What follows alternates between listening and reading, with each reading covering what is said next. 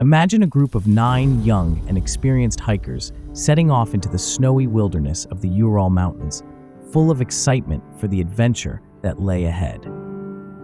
Days later, their bodies were found scattered across the frozen landscape in one of the most chilling and perplexing mysteries of the 20th century: the Dyatlov Pass Incident. What drove them to abandon their tent in the dead of night, barefoot, and in sub-zero temperatures? How did some end up with fatal injuries that defy any explanation? And why did the Soviet government swiftly close the investigation, with more questions left unanswered? Join us as we unravel the clues, explore the theories, and dive into the heart of a mystery that's left the world searching for answers for over 6 decades.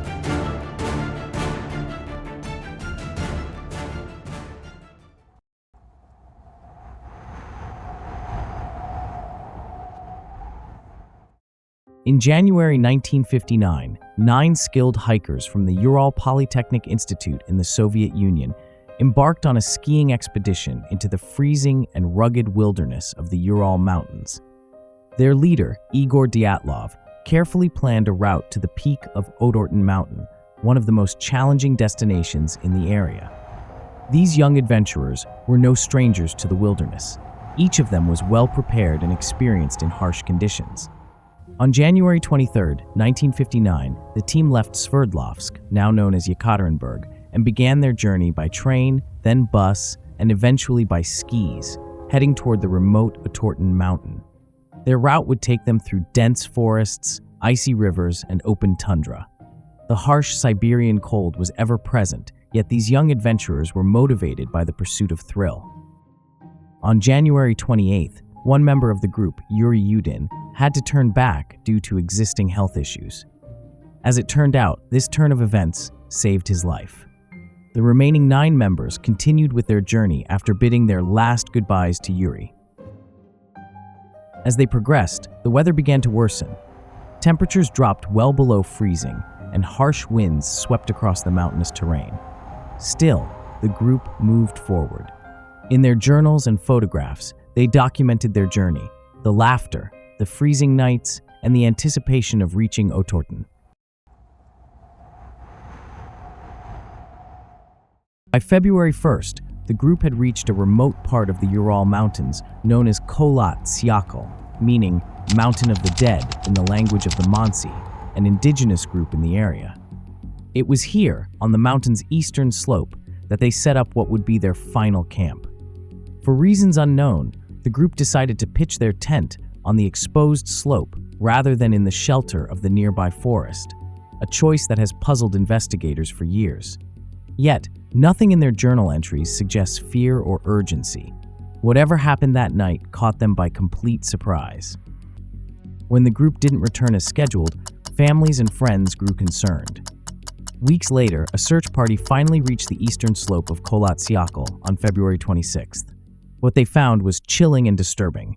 The hiker's tent was partially buried in the snow, was slashed open from the inside, and was abandoned. Inside, they found the group's belongings: jackets, shoes, food, and supplies, all left behind. The scene suggested that the hikers had fled in panic. Footprints in the snow led away from the tent, some left by bare or socked feet, as if the group had left in utter haste without proper protection from the elements. Why would experienced hikers who knew this deadly cold abandon their only shelter in such a reckless manner? Following the footprints, rescuers began to find the bodies one by one, each location revealing more disturbing details. Near a small forest, the first 2 bodies were discovered: Yuri Krivonishenko and Yuri Doroshenko, lying partially buried in snow beneath a cedar tree, dressed only in their underwear. Their hands were raw, scratched and covered in burns, likely from desperately attempting to stay warm by a small fire. Nearby, rescuers saw broken branches high up in the tree, suggesting one of the hikers had climbed it, possibly to survey the area or, maybe, to escape something. As rescuers searched further, they discovered 3 more bodies: Igor Dyatlov, Rustem Slobodin, and Zina Kolmogorova, lying in a line between the tent and the cedar tree, as if attempting to return to camp. Each of them was in a different state of dress, and Slobodin's skull showed signs of trauma, suggesting a powerful blow. But no external wounds indicated the source of this injury.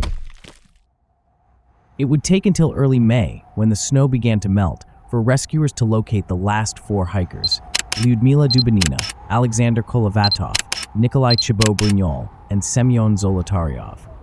They were found deep in a ravine, some distance from the tent and covered by a thick layer of snow.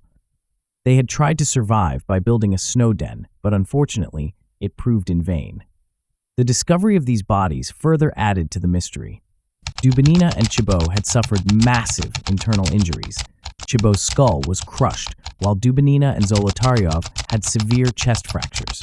Forensic experts said that the force needed to create these injuries was equivalent to a car crash, yet there were no external wounds and no sign of any attack. Adding to the horror, Lyudmila was found with her eyes and tongue missing. Though some experts believed this was likely due to natural decomposition.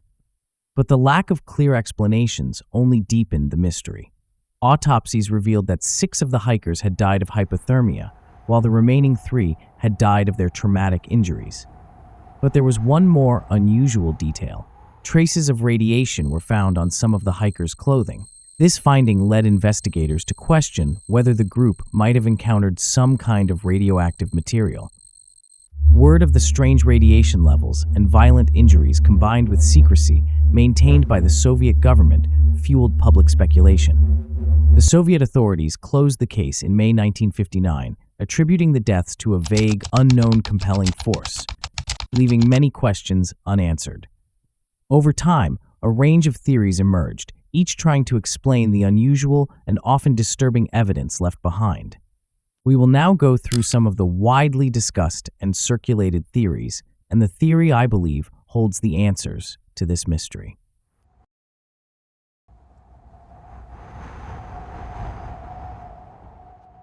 One of the most intriguing theories is based on the idea of infrasound, low-frequency sound waves that can cause feelings of anxiety, discomfort, and even physical symptoms in humans.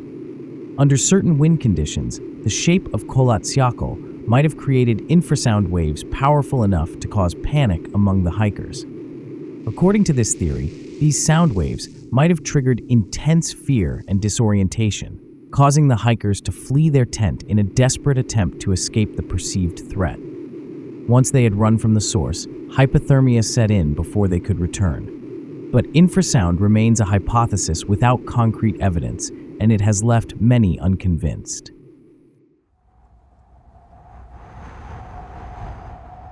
Soviet military testing in remote areas of Russia was common during the Cold War, and some believe that the hikers may have inadvertently stumbled upon a secret experiment or a testing zone. Reports from nearby witnesses claim that they saw strange glowing orbs in the sky on the night of February 1st. These sightings fueled speculation that the military was conducting parachute mine tests in the area. The parachute mine theory suggests that these mines, which detonated in midair, could have startled the hikers with sudden blasts and blinding lights. Injuries caused by these detonations could explain the hikers' traumatic wounds. The force of the blasts without shrapnel would be consistent with internal injuries.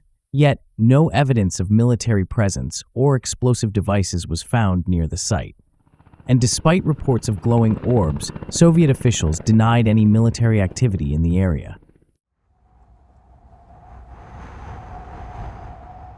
Another theory suggested that the indigenous Mansi people who lived in the region might have been involved. The hikers' route crossed traditional Mansi hunting grounds, and some speculated that a confrontation may have led to violence. But the Mansi had no history of violence toward outsiders, and investigators found no footprints near the campsite to indicate a struggle or signs of a fight. This theory looks to be nothing more than a culturally biased speculation.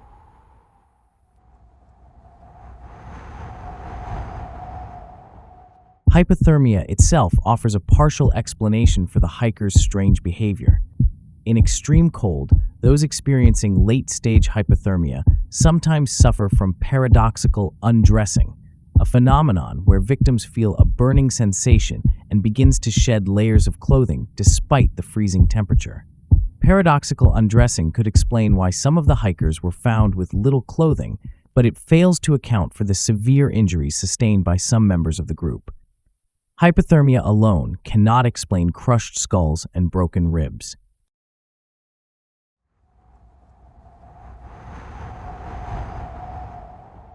A more recent theory proposes that a rare weather phenomenon known as katabatic winds could have played a role.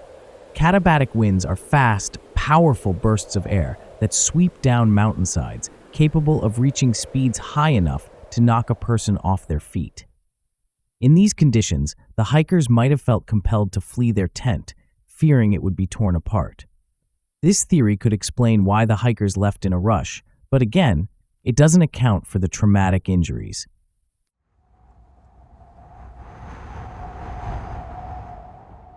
Among the more unconventional theories are those involving UFOs and paranormal encounters. Reports from locals of mysterious orbs in the sky on the night of the incident, as well as the unusual radiation found on some of the hikers' clothing, led to speculation that the hikers might have encountered something extraterrestrial. Now, as much as I believe in the presence of aliens, as I believe humans will be too full of themselves to believe that life evolved on only one out of possibly trillion of planets. I do not think aliens were involved in the homicide of these 9 young men. The thought that they traveled across solar systems and galaxies and landed in Ural Mountains and killed 9 humans and then didn't take care of the bodies doesn't sit well with me. They would have to be one heck of lousy space-traversing assassins for that.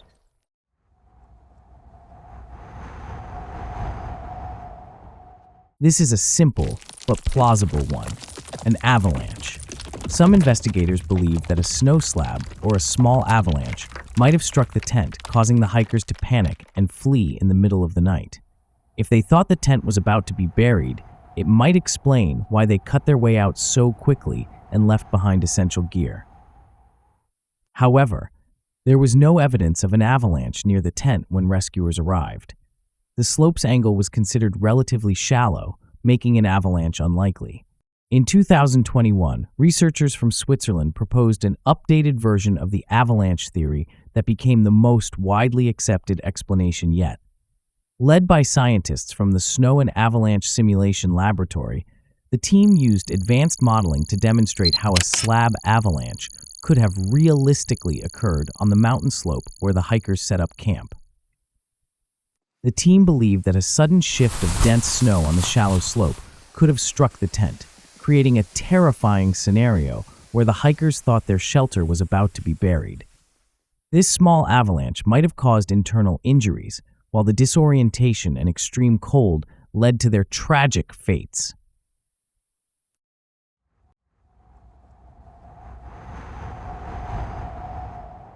Over 6 decades have passed since the Dyatlov Pass Incident, yet the mystery continues to captivate people worldwide. The unsolved nature of the case has kept the story alive in the public imagination. As I researched the topic and read about it more and more, I grew personally attached to these young men. It is very sad to see 9 young and adventurous lives, full of ambitions and dreams, leave the world in this manner. The avalanche theory, in a way, provided me some relief and closure and made me make sense of the events. Despite recent studies supporting the avalanche theory, some questions remain. The trace levels of radiation found on some of the hikers' clothing, though lower than dangerous levels, still raises questions. Additionally, some skeptics argue that the avalanche theory cannot fully account for the massive internal injuries observed in the last 4 hikers found in the ravine. Perhaps, the true mystery of Dyatlov Pass is not about what happened that night, but about the nature of the mystery itself. A reminder that even in our modern world, some stories may never be fully told. The lives of Igor, Zinaida, Rustem, Lyudmila, and their companions serve as a testament to the human spirit and the force of nature, their memories forever etched into the cold, silent slopes of Kholat Syakhl. Thank you for watching. If you liked the video, please like and subscribe. Till the next time, goodbye.